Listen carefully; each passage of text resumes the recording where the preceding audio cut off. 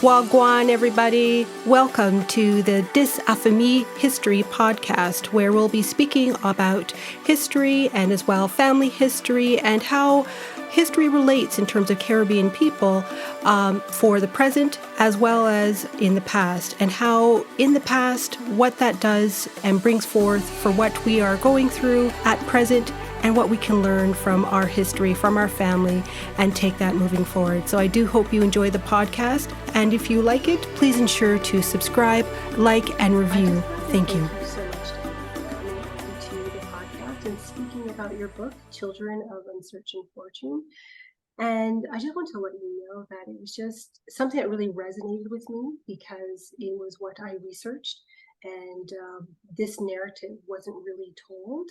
And just for you to be able to talk about this, because as I said, it's just so personal to me. I know that it's something that you've written, but very personal to myself in the sense that, as I said, it just really resonated with me in terms of the stories that are in here, and reminds me of the journey that I've taken to uncover all of this in my family history research. Well, I really appreciate you inviting me on, and it's been really a joy for me to have people reach out and say, oh my gosh, I had a relative who had a very similar experience to the people you document in the book. And I think sometimes as academics, you write sort of forgetting that these people still have heirs and there's still families that exist. And it's great to have the chance to talk to people about their own family experiences and the way in which this history might intersect or overlap a little bit with what they've had in their family. So it's a real honor to get to speak to you about it. Oh no, thank you so much. And it should be as well to be able for people to be able to use this as a kind of like a guideline. So we'll start, and then I just wanted to know if you could just be able to provide a brief overview as to why Children of Uncertain Fortune, what motivated you to write this book, and the experiences of the mixed race children in the British Atlantic world during the 18th century. Sure. Well, it kind of was a project that came to me as opposed to myself coming to it. The backstory is fairly simple. I started graduate school at the University of Michigan 20 years ago, actually, in 2003. And the year that I got there, the Clements Library, which is a rare book and manuscript library at the University of Michigan, had just purchased the papers of John Taylor, who was a slave trader in Kingston. He made a tremendous fortune, and his papers are, a pretty kind of horrific calculation of just what slave trading was in Kingston, and one of the worst spots for the Middle Passage in world history, to be honest.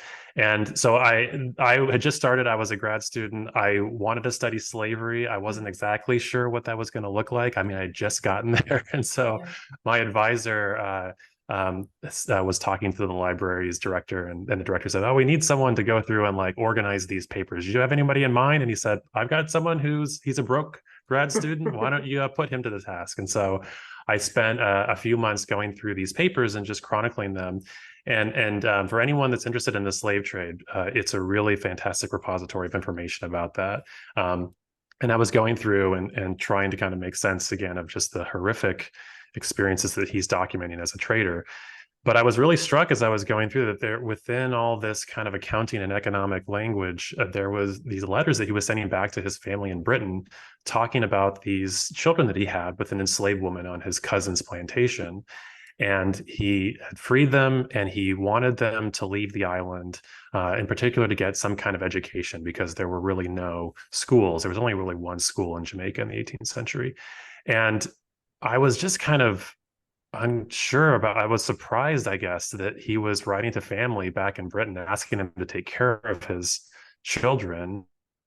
The idea of them being sent off to relatives in Britain, to a place where, these are grandparents and uncles and aunts and cousins who have not really had a lot of interaction with people of African descent, and yet they have this relative who looks a lot like them and has this family connection. And how do they respond to that? And I was just really curious about kind of the family dynamics around that, but also just what it might show about kind of the way that race operated within a family consideration in the 18th century. And then from there, I kind of realized, wow, there's a very complex story about people of color in Jamaica, really having kind of extraordinary lives and doing pretty extraordinary things. And I wanted to chronicle that to the best that I could. No, thank you. And because the book focuses on the lives of the mixed race children during this time, in the backdrop of slavery. And this narrative is not really discussed much. So what inspired you to shed some light on this aspect of history, and what significance does it hold for understanding the broader historical context of the time? Yeah, I think that, there's a kind of a hard balance here because Jamaica, your listeners probably know, was a pretty horrific site of slavery. And, it's hard to try to say, like, I want to add complexity to that story because the story really is about horrific abuse of a massive enslaved population. And that really is the story of kind of colonial Jamaican history, at least in this time period. But at the same time, I think I wanted to try to provided a lens by which to understand kind of this trope that we often say, which is that race is socially constructed. And I really wanted to show just how constructed it could be and see how much it could transform, even in a place as wildly racist as Jamaica in the 18th century. There still were these strange complications where white oppressors were bending over backwards to try to make this slave society work in some way that they could, knowing that it was a totally unbalanced society. And again, I'm probably saying stuff that your listeners already know, but there were 10 enslaved people for every free white person in the 18th century. It was a horribly imbalanced society. And there was sort of this recognition by white Jamaicans that they had to do something to kind of create something of a balance, or at least create more of a kind of shared solidarity of power among the free society. And because there was such an imbalance, and because Jamaica was not a place that oftentimes women were encouraged to go to from Europe, there was a lot of sexual predation on enslaved women. And there were relationships which I would not describe as consensual, but ones that perhaps had a domestic element to them, where free and enslaved women of color would have relationships with white men and have children by them.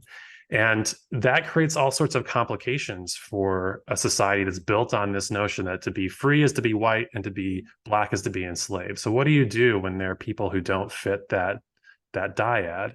And what I try to talk about in this story is the ways in which for white Jamaicans, they try to figure out if there's a way to empower kind of elite group of color in Jamaica to perhaps join them in this kind of horrific slave society, or at least to kind of create some sort of social bulwark against this very large enslaved population. And that's very different. That story is very different from what we traditionally think about English colonies in the Americas, because at least, I'm from the United States. I teach in the United States, and people in the United States, our understanding of kind of race and how it works is that there's a kind of one drop rule of racial designation during the period of slavery, which is that if you have one drop of African heritage, if anyone in your family tree is of African heritage, you are Black. And there are some certainly ways that we could probably talk more in more complicated ways about that. And there are some areas in which it doesn't really fit that model. But by and large, that kind of is true for a lot of at least the US South. And here we have an English colony which is even more committed to slavery, if you can believe it, than say Virginia and South Carolina. And yet it has these really complicated legal and cultural attitudes towards people of color. And so I wanted to be able to kind of talk about that to give a little bit more context to just the dynamics around race and slavery in the British Atlantic. And the other thing that I thought was really important was just to talk about that Britain itself has a very complicated demographic history. And especially over the last 80 years after what's called the Windrush generation of migrants from not just the Caribbean, but also all throughout the British Empire into Britain after World War II. There's been a lot of challenges in British society to try to recognize a more heterogeneous social state. And there's been, unfortunately, a lot of kind of racist backlash in various periods in British history.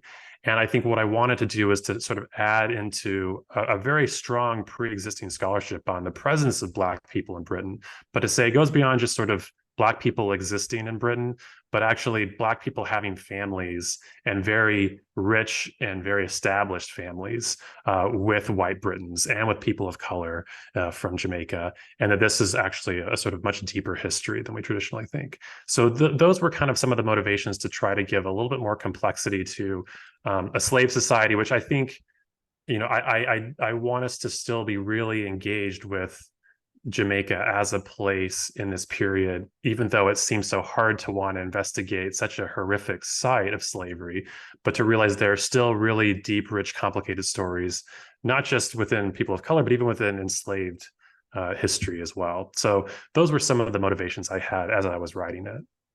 Oh, thank you. It just, again, it just peeling back that onion in terms of those types of narratives that aren't really talked about. So, and then what were the primary sources and historical records that you relied on to reconstruct these lives and experiences of the mixed race children during the 18th century? And how did these sources influence the narrative of the Yeah, there's a number of sources. I'll just kind of highlight a few that were really important to me. Again, the way that I got started on this project is just from personal letters from an enslaver to his family back in Britain to talk about these children of color that he had. And I found a number of other families where you just get these little snippets of their lives. So it was really hard to construct an entire life cycle because people kind of go in and out of the record. And as you can imagine, some families didn't want to talk about a cousin of color, right? It didn't fit their narrative of their family's identity. And so that kind of gave me some of the richest emotional language and kind of the deepest assessment of what those family dynamics could look like. But a lot of the really helpful sources were kind of the more boring sources, oftentimes are the ones that were less emotionally laden, the ones where it maybe feels a little chore to get through if you're working through them. And so the thing actually that got me to understand that this project was feasible and that I could actually study a number of different people to really see this as a phenomenon, because the book looked at almost 360 people of color go from Jamaica to Britain from 1733 to 1833. And I was only able to kind of realize I could do this when I started going through the legislative documents of the Jamaican Assembly, which was the colonial legislature in Jamaica. And one of the things that I just kind of stumbled upon is that there were these petitions that people of color were submitting to the legislature saying, hey, we have all of these laws against us, so we can't vote, we can't hold office, we can't, own certain businesses. But I have a lot of money. My father has given me a lot of money. I actually went to school at Oxford back in England. I shouldn't really have to be under these same laws. And in most cases, those petitions were approved. Now, they didn't get full civil rights, but they got a lot of exemptions to a number of things that would kind of keep them in a more subordinate position. And so I was able to go through and I found about 90 different individuals that had, or excuse me, I think maybe more than that, I think over 100 different individuals who had actually spent time in Britain and talked about it in these petitions. And then the next thing that was really helpful was I went through about 2,000 wills in Jamaica just to kind of see, like, were parents giving bequests to people who were abroad? And I found about another 120 individuals there where, we had really extensive discussion about, like, I have a daughter and she lives in Edinburgh and she's entitled to 500 pounds. And I hope that she never comes back. And just really interesting kind of language, both about the expectation for those children, but also what their financial lives were going to be like. And so those sources really kind of form the core of that investigation. And then from there, I was finding things like novels that were talking about these individuals. There's lots of anti-slavery pamphlets from the 18th and 19th centuries, which bring up the issue that, there are these very elite people of color who are living in Britain, and what does this mean about the slave trade? So those kind of rounded out the primary sources that I looked at. But really those kind of correspondence records and the wills and the legislative records were the most useful. Yeah, because sometimes those wills were extremely detailed in terms of, as you said, how much and what would happen if they got married and so on and so forth, as to how it was all kind of laid out for them to inherit. And then, one of the themes in the book was the complex system, as you mentioned before, of racial classification in the British West Indies. Now, how did this system impact the lives and opportunities of the enslaved and of free people of color during this period? Yeah, it's a great question. For the enslaved, the law was pretty demanding, and there was not really many opportunities for the enslaved to use the law. Um, there's more you could talk about if you focus just on slavery and sort of after about 1788, when the Jamaican legislature is essentially forced to create some sort of spaces for enslaved people to be able to lodge grievances against masters and overseers. But by and large, the law offers almost no protection to enslaved people. And so as I mentioned earlier, it can be kind of hard because for 90% of the population of Jamaica, there's really very little complexity whatsoever about what race is supposed to mean. It's just it's an avenue to extract as much labor and abuse as possible. For people of color, though, the law does offer, I suppose, degrees of opportunity to I guess for lack of a better word, one, to escape their status as a person of color, which sounds sort of strange to say. But this is, I think, something that is really important. And I alluded to it earlier about how Jamaica is sort of distinct from other areas in at least the British Atlantic.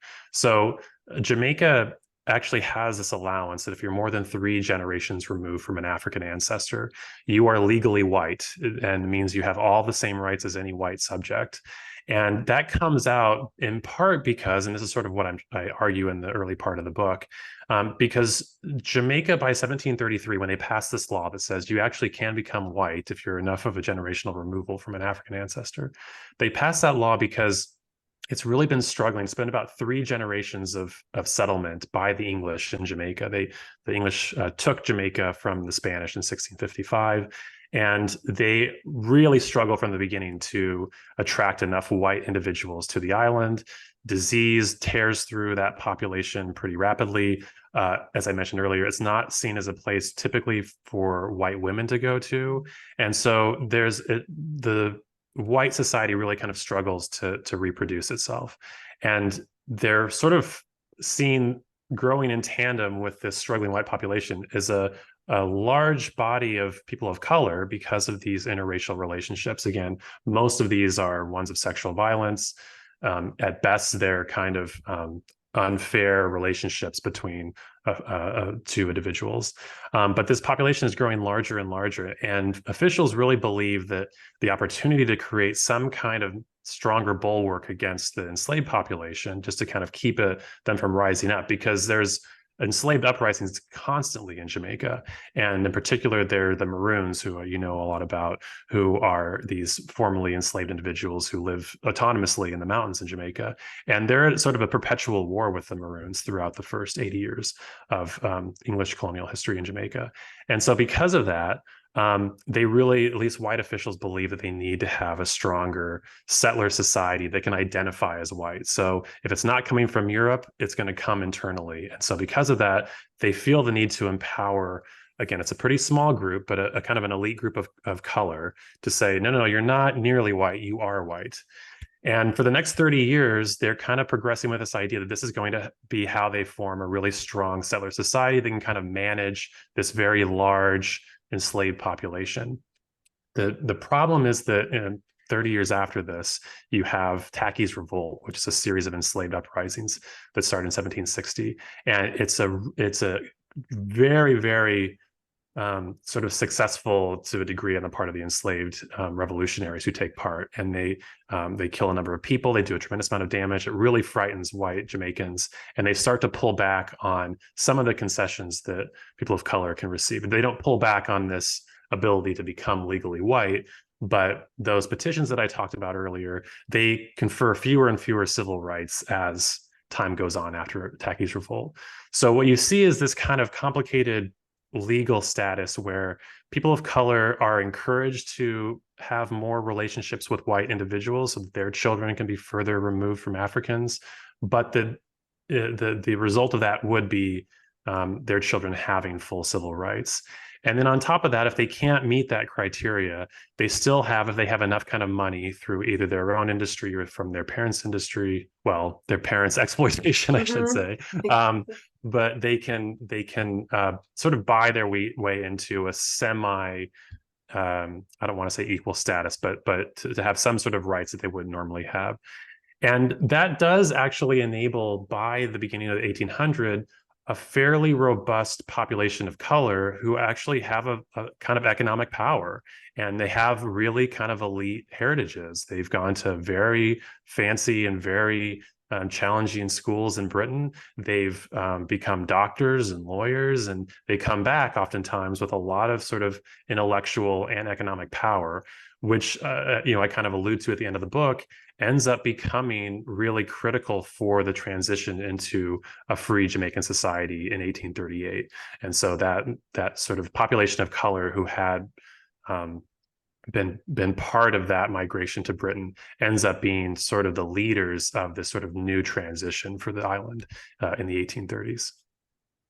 Yeah, and it's very, as I said, just very fascinating to know that this type of situation was happening during that time, because as I said, this is a narrative that's not really talked about, not really discussed in this type of a detail. And unless you are, as I'll use myself as an example, researching your family tree, you'll never uncover this, because to come across all these records and to see what you've just talked about and what you've written about in your book is all of these things, which is just kind of as I said, just very shocking to kind of read and come across, and to know this all happened during this particular time. And so, as well in your book, you discuss the concept of reproductive laboring. And could you explain what this term means in the context of your research, and how it shaped the lives of the enslaved women and their children in the British West Indies? Yeah, absolutely. That's such an important part of not just the book, but I think of this period of Jamaican history. And it's, I kind of owe a tremendous debt to lots of people before me who've talked about this. And Jennifer Morgan has a really fantastic book called Laboring Women, which really talks about how elemental reproduction was for slave societies.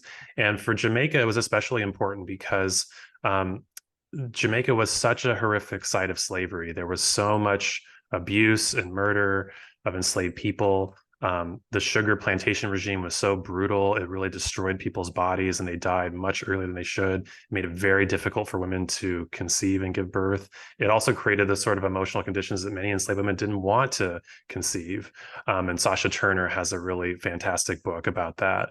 And so reproduction becomes a sort of political issue in Jamaica, because when anti-slave trade performers and Black activists in Jamaica really push against the idea of the slave trade, Jamaican whites realize that they're in a tough position if the slave trade gets banned, because if there's not more Africans coming in, then the enslaved population is going to go down, because there's not natural reproduction. Enslaved women are not reproducing the population. And so suddenly it becomes really crucial that something is done to try to encourage more reproduction. So there's these kind of half-hearted attempts to try to offer more protections for pregnant women, to try to do things that can encourage more women to give birth. Again, Sasha Turner and Jennifer Morgan are two fantastic scholars. Catherine Paw also has talked about this in Barbados. That reproductive labor becomes essential for the success of the plantation system. The other part of this is sort of the need not just for the Black population to reproduce itself, but also for the white population to reproduce itself. Because as I talked about, they don't want to have a situation where it gets so out of balance that there's going to be an enslaved uprising, because they're experiencing that already. There are so many enslaved uprisings, and it's in part due because I think enslaved Jamaicans recognize the power that they do have in that society. They can, at these moments, inflict terror. And if you compare it to a place like Saint-Domingue, which becomes the country of Haiti, they're successful at it.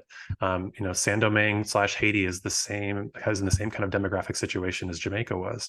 So there's this imperative to have white reproduction be really robust as well. So what that means is that any sort of sexual interaction between a white person and a Black person has now been politicized, not just as a kind of crossing a moral boundary, but now it crosses a political imperative, which is a stronger white population and a reproducing Black population.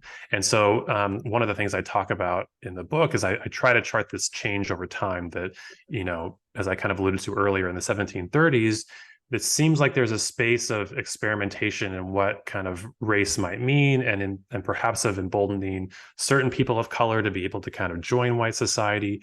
And as time goes on, that actually starts to close up, and you start to see more and more of a animosity towards people of color. And part of it has to do with the fact that the sort of anti-slave trade reformers and that kind of movement ends up creating more and more of an antipathy against interracial relationships. That's not their main source of interest, but it becomes a sort of secondary interest to try to limit how much interracial interaction is going on, because it seems to cut down the two key demographic imperatives that Jamaica is trying to be successful at.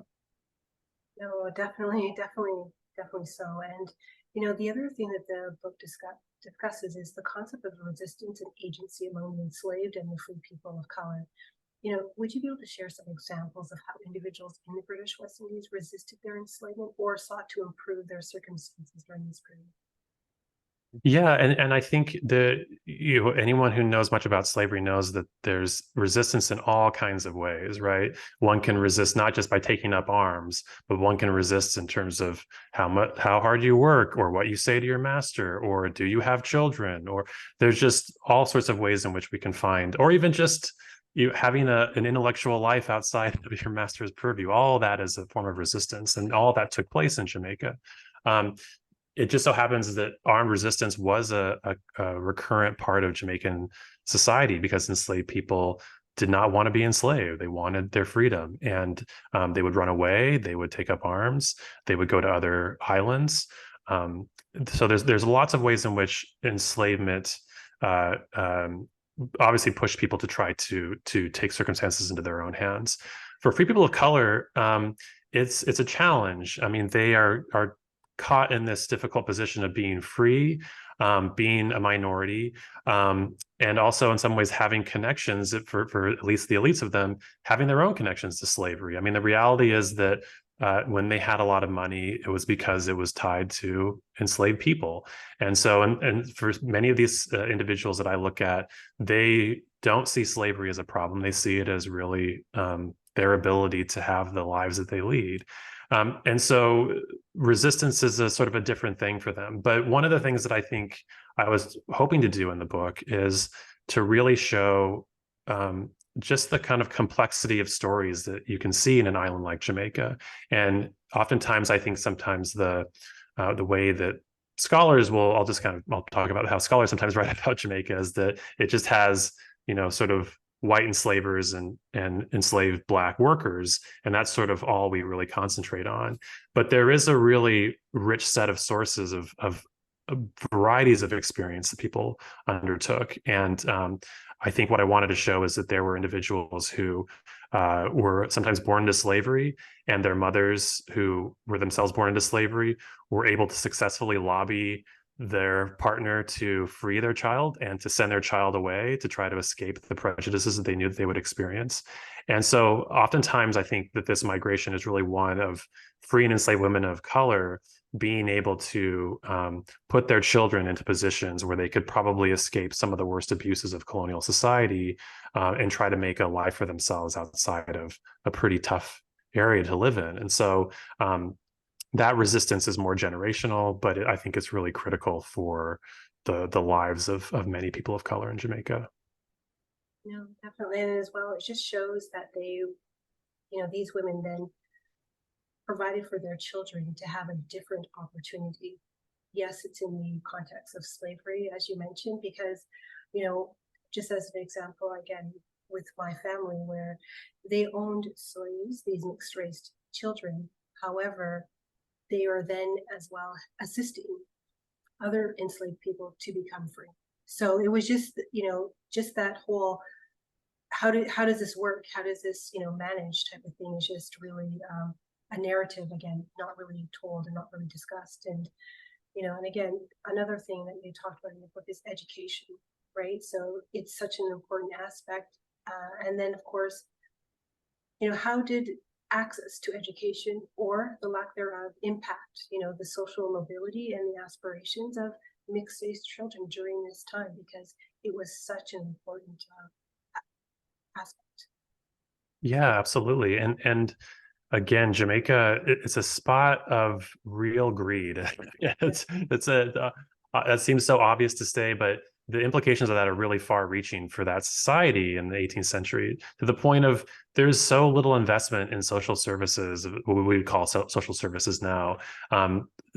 Very few things, like hospitals are hard to find. There's not a lot of churches initially. And there are very few schools. Most people just kind of get tutored. The only school that really takes off is Wolmer's, which is still probably the top school in Jamaica today.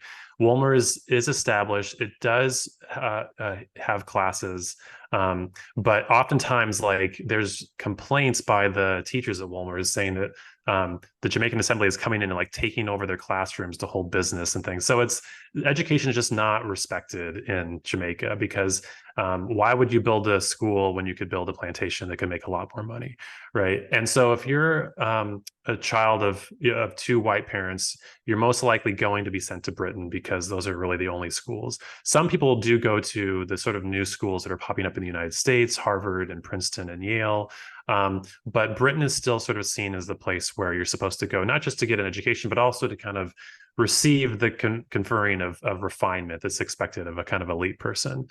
And this ends up becoming something that actually gets applied to these elite people of color too, that they can go to school at Wolmer's, although Wolmer's does start to restrict who can come in by the end of the 18th century. But if they want to have any kind of chance of being a lawyer or a doctor or having any kind of position back in Jamaica, they have to actually get that training in Britain.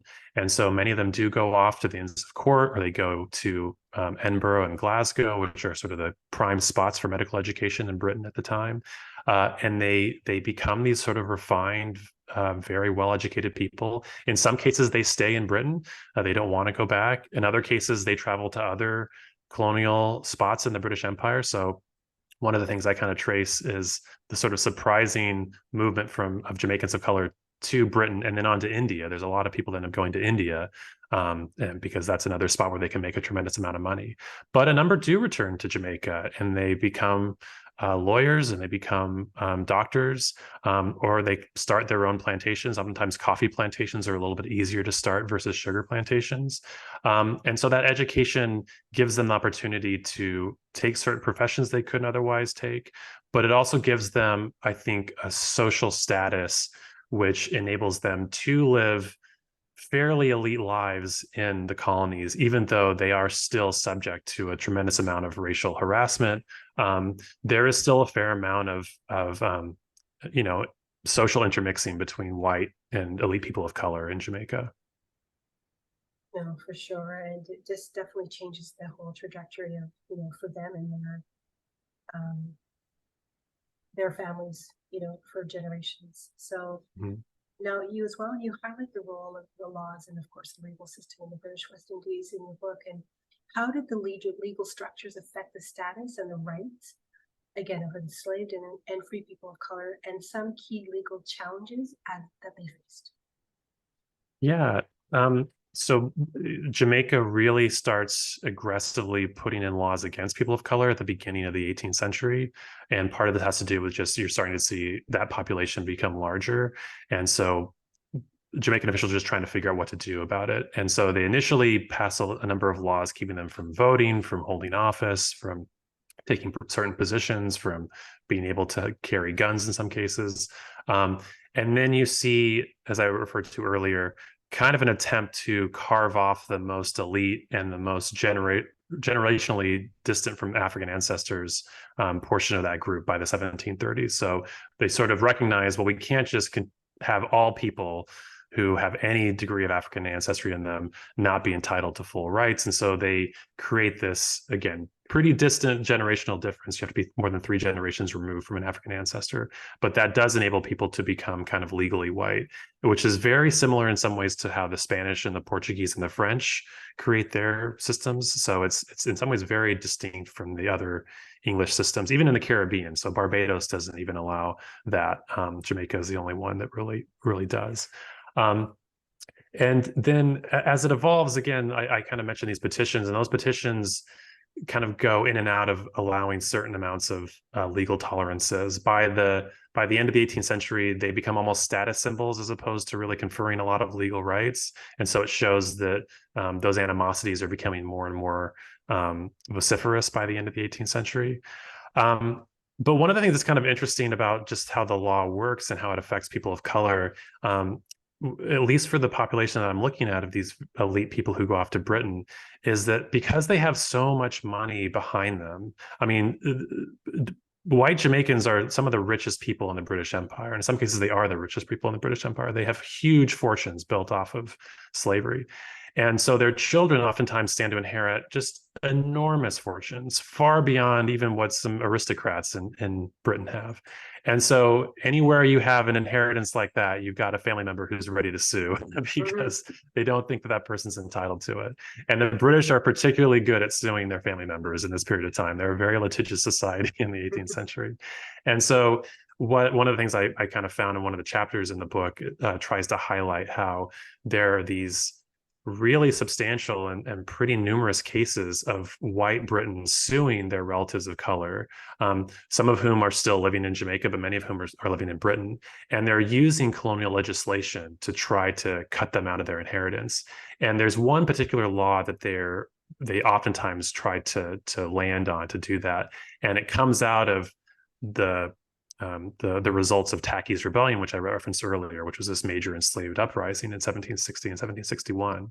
And what happens is that one of the bills that the Jamaican legislature passes to try to tamp down on the enslaved population, because after that revolt, they just say, we need to do something to kind of keep this from happening again.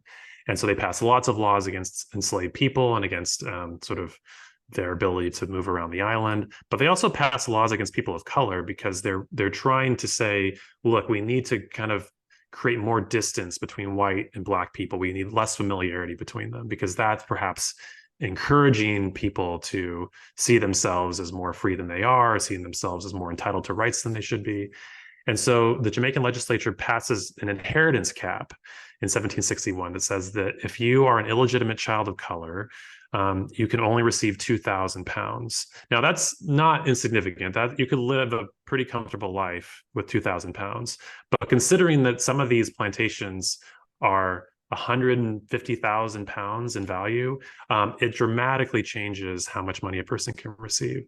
And so once those laws get passed in the colonies, you see people in Britain starting to latch on to that, and they start these kind of witch hunts to try to figure out if their Jamaican relatives have an African ancestor. And if so, are they within that 3 generations removal so they can be legally classified as quote unquote mulatto, which is a legal category in Jamaica, which means that you have African and European descent. And so if they can determine that that's true, then they can potentially take their relatives, their cousins, their nieces and their nephews out of their inheritance. And then they can secure these massive colonial plantations for themselves. And so one of the threats that people of color in Britain face is that their white family members are oftentimes lodging continual lawsuits against them to try to wrest that fortune out of their hands. And so even though they might be living fairly comfortable lives in Britain, it's sort of subject to constant threats in some cases by their white family members. No, definitely. I mean, that's a huge temptation, right? That's one big carrot in front of anybody to take advantage of. Because I know that in my family that the father went so far as to put a private act to have his children deemed as legally white, so they could entirely, take have that estate provided to them. And then, would you, on this discussion, is there anything that was surprising or particularly poignant in the stories from the lives of the individuals that you researched in this book that you could kind of just talk to? Yeah, I think there's ways in which the degree of tolerance, if you want to call it that, could surprise me in some cases, and the degree of intolerance could surprise me in some cases. And so the family that really got me started with this, the John Taylor's family, he sends his 2 oldest sons off first to Britain, and his oldest son seems just to be, from the letters, an incredibly smart and really charismatic person. Like everyone in the family loves him, and he's just talked about as this incredibly bright person. And he really has a bright future ahead of him. And so one of the things that they try to do is to get him into the East India Company, because if you go off to India, I mean, India's another side of intense exploitation, but it could make huge amounts of money for anyone that was able to join them. Well, the problem is that just a few years before he arrives in Britain, the East India Company is getting really nervous about, like, is there are all of our officers, are they actually all white, or are they going to perhaps be unloyal to us because they might have sympathies being of some Indian heritage or some African heritage? So they actually ban the conscription of officers into the East India Company just a few years before James Taylor, who's the son of John Taylor, tries to apply to become an officer. Now, the family knows this, but they still want to try to get him into the East India Company because they realize it could just be really useful for him and he could really go pretty far.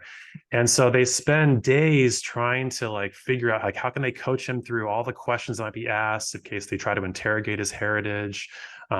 There's sort of these bizarre anecdotes within it where they try to put him in different colored shirts to see if that reduces the darkness of his features. It's sort of disturbing in some ways, but there's a way in which it was kind of surprising to me the degree to which the family was really trying to help this in this case a nephew of color, because it just was seen as part of a family obligation, and that was sort of interesting to me. But right alongside that, as you get cases, there's a case of a woman named Peggy Kerr who comes to Scotland, and she's, I think, maybe like 7 or 8 years old, and her father is writing to his brother and sister and mom back in Scotland and say, "Could you please take care of her? She's a lovely child." And they just reject her. And she's just a small little child, and they refuse to take care of her. And there's really no reason other than just like they call her a cretin and someone that shouldn't have been born. And you realize there's really a mixture of responses, obviously, but it's hard to see that level of antagonism directed towards a niece or a nephew that they've never met who's so young, and they just take no effort in trying to take care of them. So those stories could provide some degree of like interest, but also just really it could be really hard to read the way that families could reject their relatives. No, definitely. And how does your research then contribute to the broader understanding of the complexities of race, slavery, and social hierarchies in the colonial Caribbean and the British Empire during the 18th century? Yeah, my hope is again that it provides a little bit of interest to kind of probe, in some ways, the complexity of these societies where there are, I think, lots of stories still untold about a place like Jamaica. And I think there's lots of stories of people who were born into slavery or came out of slavery, who, as I mentioned again, really did tremendous things and led incredible lives and had a huge impact on the British Empire. One of the things I try to argue is that, you know, these individuals end up becoming really critical to the whole debates about slavery and race in the British Empire, not in an abstract way, but like they're literally going to parties with members of parliament, and they're circling in the most elite rich circles in Britain, and they're talking about these individuals, and that becomes part of the ways that people try to understand what slavery is, what it means, what race means. So they're really instrumental in their own history. I think, I was hoping to kind of show that this wasn't just a case of race being an idea that was dictated entirely by one group and that people of color had no ability to take part in that conversation. I think they actually were quite instrumental in trying to push the conversation in different ways, trying to demonstrate their own abilities, sometimes obviously without a recognition of that. But my hope is really to show that there was a tremendous amount of diversity of experience in some ways amongst this population of color. Granted, they really suffered under very similar challenges, but that despite that, many of them really took on pretty extraordinary lives. And then the other thing too is just to kind of, I think, recognize some ways just the farcical nature of the idea of race entirely. And I hope we all understand how silly that concept is. And I think when you look at the stories of these families, again, bending over backwards to try to make sense of who these relatives are, when it's a simple, that's your relative, that's all it is. And the ways in which legislatures are employed to try to create these bizarre, well, if you're 3 generations removed, you're white, but if you're 2 generations removed, you're something totally different. And you see how that evolves. And you just see, I think, how how much people were trying to tie themselves into knots to make an illusion into a reality. And I think that was certainly the case in Jamaica and even in Britain as well. And then I think that the last thing is just to again expand this out beyond just the issue of race in the Americas and in the Caribbean, but also how it does really have a big impact in Britain and how it did have an important place, even in 18th century Britain, which we don't think of as being a spot for the African diaspora, but I think it really is a critical spot for it. Mm-hmm. I would definitely agree. And then, in your opinion, what are some of the, I guess, the most important takeaways from Children of an Uncertain Fortune that are relevant to contemporary society, particularly concerning issues of race, identity, and social justice?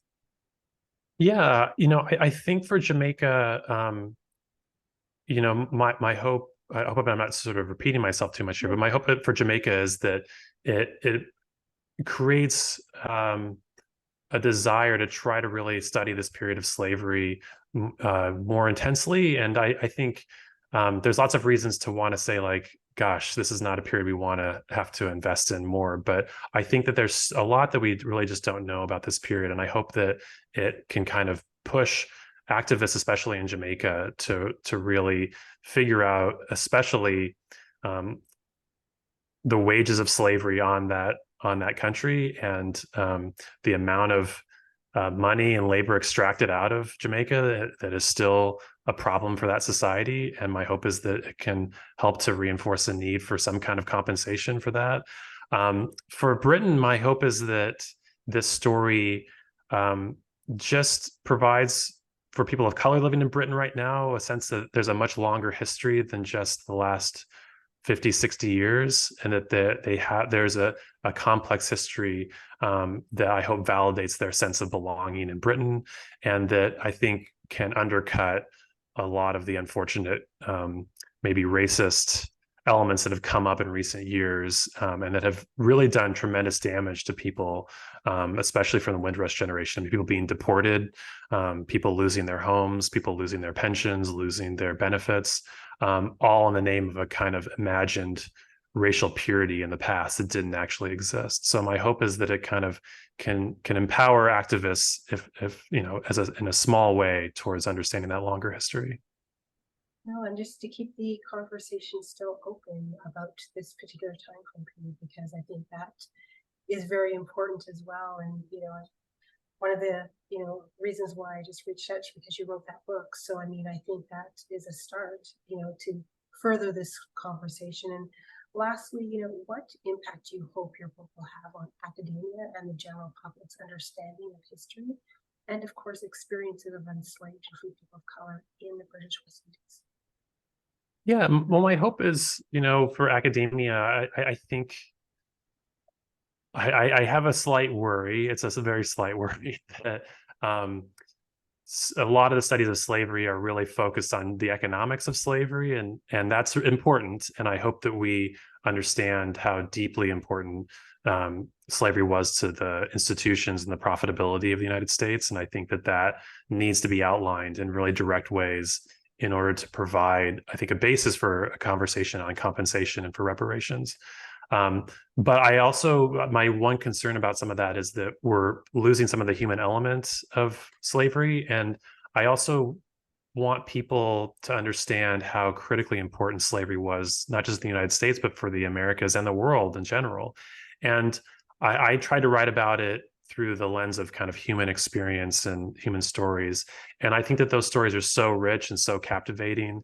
And my hope is that for academics, that we can stay grounded within all this on the kind of human element and sort of slavery as a sin against humans and not just a sort of economic issue.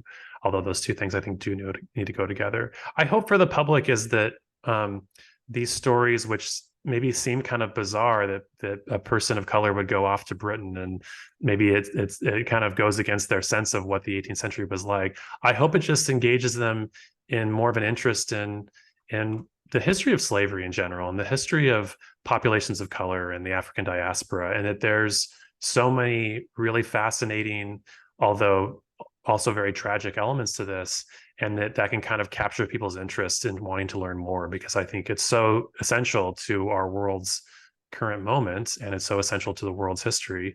And my hope is that in whatever tiny way it can poke someone's interest in that area.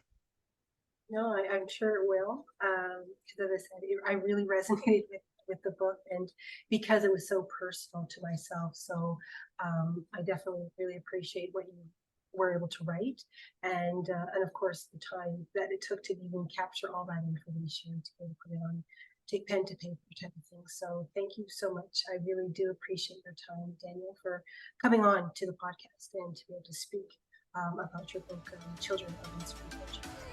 Well, my pleasure. I really enjoyed speaking with you. Hoped you enjoyed this episode, and if you did, please make sure to like, follow, subscribe, and write a review for the episode wherever you listen to your podcasts. Thank you.